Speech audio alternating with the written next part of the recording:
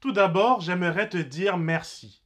Il y a un an, je me suis lancé dans une aventure qui paraissait très compliquée. Ce ne fut pas une année facile, mais grâce à Dieu et grâce à ta confiance, cette chaîne a grandi et elle m'apporte beaucoup de joie à travers les échanges que je peux avoir avec certains d'entre vous sur les réseaux. Si toi aussi tu as des questions, si tu souhaites étudier un sujet en particulier, tu peux me contacter sur Facebook, Instagram ou alors m'envoyer un mail à david.millar@adventiste.org.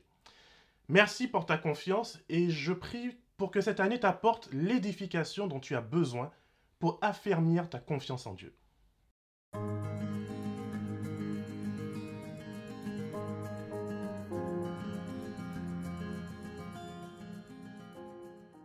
Dans les dernières vidéos de cette série, je parlais de la promesse centrale de Dieu. Ne crains rien. Ne rien craindre, c'est accepter d'être secouru par notre Messie, notre Sauveur. Mais qui est-il vraiment? Et quel est son programme politique? Je te propose de le découvrir dans cette vidéo. Le chapitre 11 du livre d'Ésaïe nous présente l'idéal de Dieu pour sa création. Au cœur de cet idéal se trouve une personne spéciale. On l'appelle le Messie, loin de l'Éternel, le rameau de Jessé. Ce rameau fait référence à la promesse de Dieu au roi David, que sa descendance régnera pour l'éternité. C'est ce que j'aime avec la Bible. Dieu est un Dieu qui se souvient, qui tient ses promesses et qui réaffirme sa fidélité, même lorsque ses enfants se rebellent. Ésaïe nous présente un Messie qui va transformer le monde et faire à nouveau un paradis. Au chapitre 10, Ésaïe nous présentait le jugement de Dieu sur la méchanceté et sur le mal. Le mal remplit la terre comme une grande forêt, mais dans son jugement, Dieu va raser cette forêt et en faire un désert. Mais une souche résiste au jugement de Dieu. Un rameau sort du tronc du peuple de Dieu. En effet, même le peuple de Dieu succombe au mal. Le message des 3 anges de l'Apocalypse 14 nous rappelle que toutes les nations ont bu du vin de la confusion. L'Église de Dieu fait partie de ces nations. Mais la bonne nouvelle est que la main de Dieu repose sur ses enfants, sur ceux et celles qui sont sincères dans leur volonté de servir son royaume. La bonne nouvelle, l'évangile d'Isaïe, consiste à nous présenter ce Messie, ce prince de la paix. Ésaïe 11 construit le portrait de ce prince sur la base du début du chapitre 9, les versets 1 à 6. Le peuple qui marchait dans les ténèbres a vu une grande lumière. Sur ceux qui habitaient le pays de l'ombre de la mort, une lumière a brillé. Tu rends la nation nombreuse, tu augmentes sa joie. Elle se réjouit devant toi comme on le fait lors de la moisson, comme on jubile au partage du butin. En effet, le fardeau qui pesait sur elle, le gourdin qui frappait son dos, le bâton de celui qui l'opprimait, tu les brises comme tu l'as fait lors de la victoire sur Madian. Oui, toutes chaussures portées dans la bataille et tout habit roulé dans le sang seront livrés aux flammes pour être réduits en cendres. En effet, un enfant nous est né, un fils nous a été donné, et la souveraineté reposera sur son épaule. On l'appellera merveilleux conseiller, Dieu puissant, Père éternel, Prince de la paix.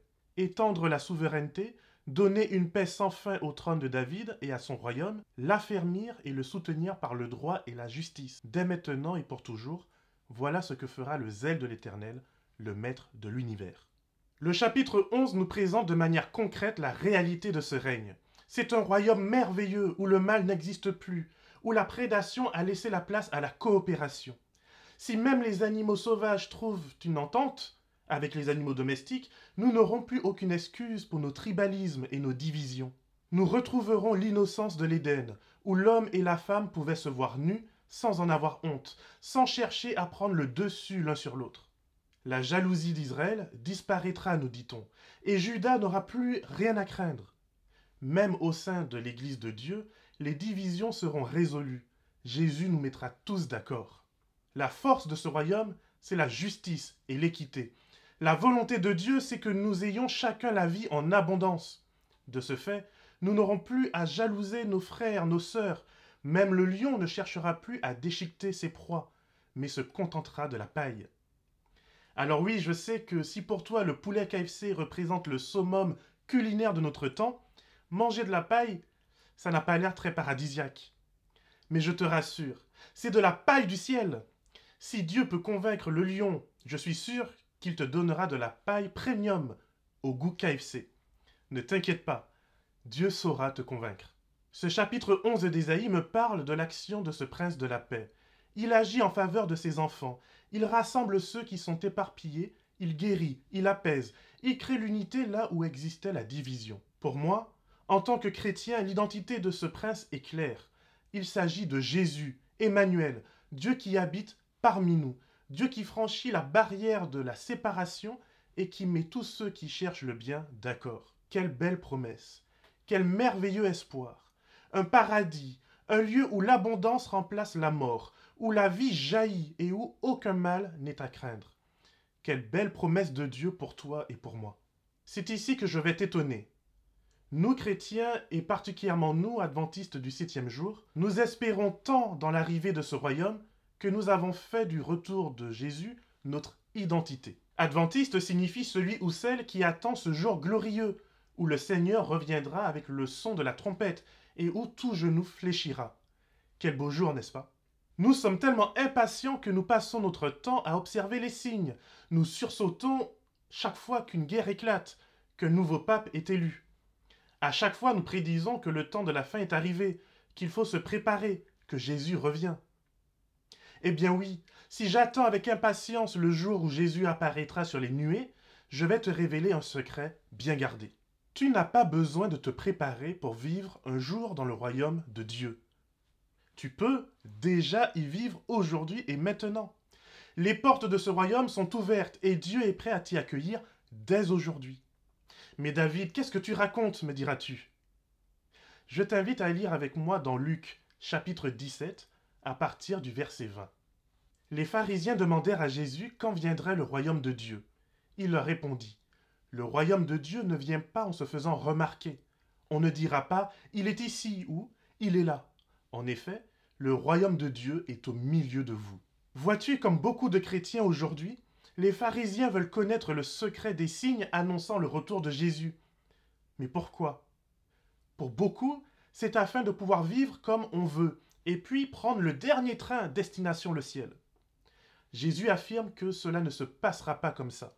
Pour celui ou celle qui ne marche pas avec le Seigneur dès aujourd'hui, pour celui ou celle qui n'est pas intéressé par la justice, par l'équité, par la paix, par l'unité, par la bienveillance, le royaume de Dieu viendra sans signe, sans avertissement. Si je ne prends pas conscience que le royaume de Dieu s'est déjà approché de moi aujourd'hui, si Jésus ne vit pas dans mon cœur, alors mes préparations ne serviront à rien. Puis il dit aux disciples: un temps viendra où vous désirerez voir même un seul des jours du Fils de l'homme, et vous ne le verrez pas. On vous dira: il est ici, il est là, n'y allez pas, n'y courez pas. En effet, tout comme l'éclair resplendit et brille d'une extrémité du ciel à l'autre, ainsi sera le Fils de l'homme dans son jour. Mais il faut auparavant qu'il souffre beaucoup et qu'il soit rejeté par cette génération. Aujourd'hui encore, beaucoup disent connaître les secrets du Seigneur. Ils disent savoir que Jésus va bientôt revenir. Ils parlent de repentance et de se séparer d'un monde dont nous sommes censés être le sel et la lumière. Si tu les écoutes, tu ne seras jamais assez prêt, jamais assez saint, jamais assez préparé. Ils t'épuiseront jusqu'à ôter toute vie et toute joie en ta foi. Mais Jésus nous prévient.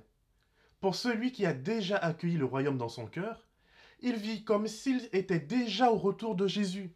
Il est prêt non pas par ses propres mérites, mais parce que Dieu lui en fait la grâce. Jésus nous avertit que ce qui est arrivé à l'époque de Noé arrivera de même au jour du Fils de l'homme. C'est-à-dire que les personnes ne se soucieront pas des autres. Ils s'occuperont de leurs propres affaires, manger, boire, se marier, vivre sa vie. Jésus ne condamne pas ces choses en elles-mêmes. Jésus condamne le fait que ces choses se fassent au détriment du plus faible, du malheureux, du Ouïghour, de l'esclave moderne qui nous rend la vie si facile. Jésus ne récompense pas ceux et celles qui vont se cacher dans une grotte, mais ceux et celles qui font leur possible pour que là où ils soient, les règles du royaume de Dieu s'appliquent. La justice, l'équité, la paix, l'épanouissement, le bonheur, voilà les promesses de Dieu. Mais ce que Dieu promet, le diable contrefait. À Adam et Ève, il leur promet d'être comme Dieu, oubliant volontairement qu'il s'agit déjà de la promesse divine. À Jésus dans le désert, il lui promet de tester sa foi, de tester la faveur de Dieu en changeant ses difficultés en pain, sa peur en victoire et en invulnérabilité, en sautant du haut du temple. Le diable est très fort lorsqu'il s'agit de contrefaçon. Il mène Jésus vers une fausse adoration, Bible en main. En tant que chrétien sincère, ma plus grande difficulté sera d'expliquer pourquoi le mal continue à se répandre autour de nous. Après tout, si je vis déjà dans le royaume de Dieu, pourquoi le mal? Pourquoi le racisme, l'inceste, les viols? Si Jésus est le prince de la paix et qu'il règne, n'a-t-il pas dit « Toute autorité m'a été donnée dans le ciel et sur la terre » Ésaïe le prophète ne s'écrit-il pas « Israël, ton Dieu règne » Laisse-moi te poser une question. Pourquoi Jésus n'a-t-il pas accepté qu'on le fasse roi après avoir nourri la foule? Imagine quel roi il aurait fait. Un roi capable de nourrir tous les ventres affamés, de guérir tous les malades et de punir les coupables. Pourquoi n'a-t-il pas libéré tous les esclaves, restauré la dignité de toutes les femmes, protégé les enfants et les innocents? La tentation finale la plus forte pour le chrétien sincère ne sera pas d'aller en boîte de nuit ou de tromper son conjoint. La tentation la plus forte pour le chrétien sincère sera de respecter par la foi que Dieu sait ce qu'il fait, que son règne est bien vivant et à l'œuvre dans nos vies et dans notre monde, même en dépit de la réalité que nos yeux voient. Le défi de la fin, l'antéchrist, ce n'est pas seulement de renier l'existence de Dieu, de Jésus, mais de voir dans Barabbas, l'homme de violence, l'accomplissement et la réalisation des promesses de Dieu.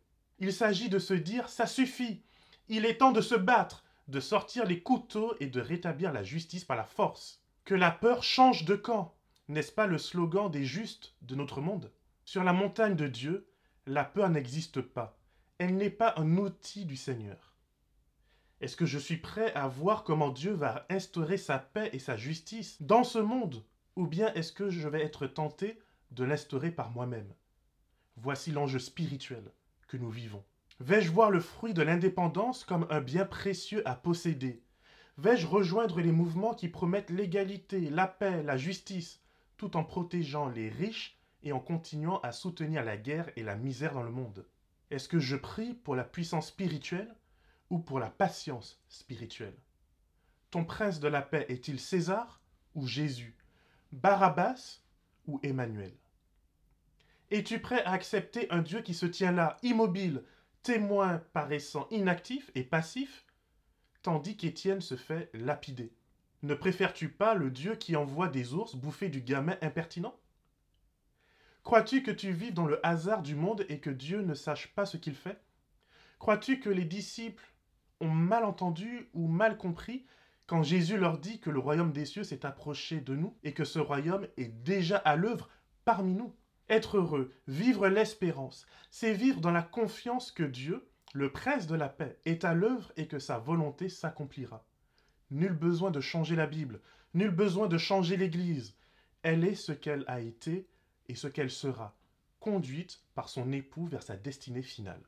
Le plus grand défi de la fin des temps est de croire, comme les apôtres du Christ, alors même que la mort embrasse leur corps et commence à les saisir les uns après les autres, que Dieu sait ce qu'il fait et qu'au final, sa volonté triomphera.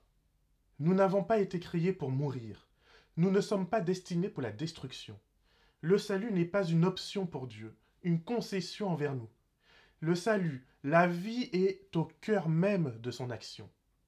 Mon Dieu n'est pas trop occupé par les affaires du ciel pour ne jeter que de temps en temps un œil distrait sur nos malheurs. Nous sommes le centre de son attention. Le plus dur, c'est encore d'y croire et de vivre la réalité du royaume dans notre vie aujourd'hui même. Que le Seigneur te garde et te bénisse, et qu'il fasse de toi une source de bénédiction pour l'éternité.